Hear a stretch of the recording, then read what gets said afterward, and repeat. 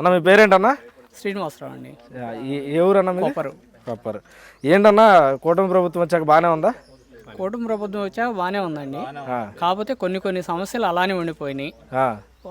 కూటమి ప్రభుత్వం రాబోయే ముందల మనకి ఎలక్షన్ అప్పుడు ఎమ్మెల్యే గారు చెప్పిన దాన్ని బట్టి కొన్ని ఊళ్ళో ఉన్న మేజర్ ప్రాబ్లమ్స్ని 2 నెలల్లో కంప్లీట్ చేస్తామని చెప్పని అన్నారు. అయితే దాని గురించి ఇప్పటివరకు కొన్ని మాత్రమే అయినాయి, కొన్ని కంప్లీట్. ఏం సమస్యలు ఉన్నాయన్న? మెయిన్ జూనియర్ కాలేజీ ఇష్యూ ఒకటి ఉంది. మాకు ఇంత ముందులో కొప్పరు తరఫున జూనియర్ కాలేజీ గర్ల్స్కి శాంక్షన్ అయిందన్నారు. అది మళ్ళీ క్యాన్సిల్ అయింది అంటున్నారు. దాన్ని ఫాలో చేసి మామూలుగా జూనియర్ కాలేజీ గర్ల్స్ కాకుండా కో ఎడ్యుకేషన్ ఇస్తే ఇక్కడ నుంచి ఎవరు బయటకు వెళ్ళాలన్నా కానీ ఎడ్యుకేషన్ పర్పస్గా అయితే ఏమో గుంటూరు వరకు వెళ్ళాలి. ఇప్పుడు గుంటూరు దాకా వెళ్ళాల్సి. గుంటూరు డిస్టెన్స్ వచ్చేసి మనకు 30 కిలోమీటర్లు. మా మండల హెడ్ క్వార్టర్ వచ్చేసి 10 కిలోమీటర్లు. గుంటూరు కాకుండా దగ్గరలో ఏం లేదా? దగ్గరలో పత్తిపాడు ఉంది, పెదనందిపాడు ఉంది, కానీ ట్రాన్స్పోర్ట్ ఫెసిలిటీ లేదు.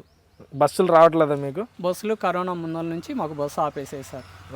కరోనా తర్వాత మాకు బస్సు అనేది లేదు. ఎందుకు బస్సు వేయలేదు మీకు? రోడ్డు కంప్లైంట్ అని చెప్పని బస్సు రావట్లేదు. మరి ఇన్ని సంవత్సరాల నుంచి రోడ్డు అసలు ఎవరు పట్టించుకోలేదా? పత్తిపాడు గొట్టిపాడు రోడ్డు అసలు ఎవరూ పట్టించుకోవట్లేదు. అది మేజర్ ఇష్యూ. ఎన్ని గ్రామాలు ఉంటాయి మొత్తం సుమారు? కొప్పరు బస్సు సరౌండింగ్లో వచ్చేసి ప్రతిపాడు యువతలో 3 గ్రామాలు ఉంటాయి. 3 గ్రామాలు ఉంటాయి. పత్తిపాడు నుంచి ఇక్కడికి. గొట్టిపాడు, గనికపూడి, కొప్పరు కంబైన్డ్ సర్వీస్ ఉండేది.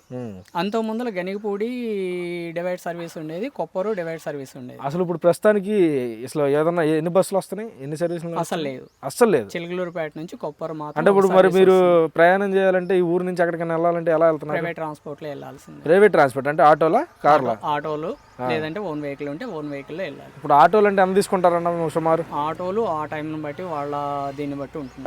అప్పటికప్పుడు వెళ్ళాలన్నా కానీ లేకపోతే బాడీలు ఎంత తీసుకుంటారన్నా? బాడీ లెక్క అయితే అది మనం వెళ్ళే సిచ్యువేషన్ బట్టి మారుతూ ఉంటుంది. మినిమం 300 అయితే ఉంటుంది. బస్ సర్వీస్ ఒకటండి మెయిన్. రెండోది వచ్చేసి జూనియర్ కాలేజీ కో ఎడ్యుకేషన్ ఇస్తే, జూనియర్ కాలేజ్ శాంక్షన్ చేస్తే పిల్లలకు కూడా మార్నింగ్ ఎక్కువ దూరం జర్నీ చేయాల్సిన అవసరం ఉండదు.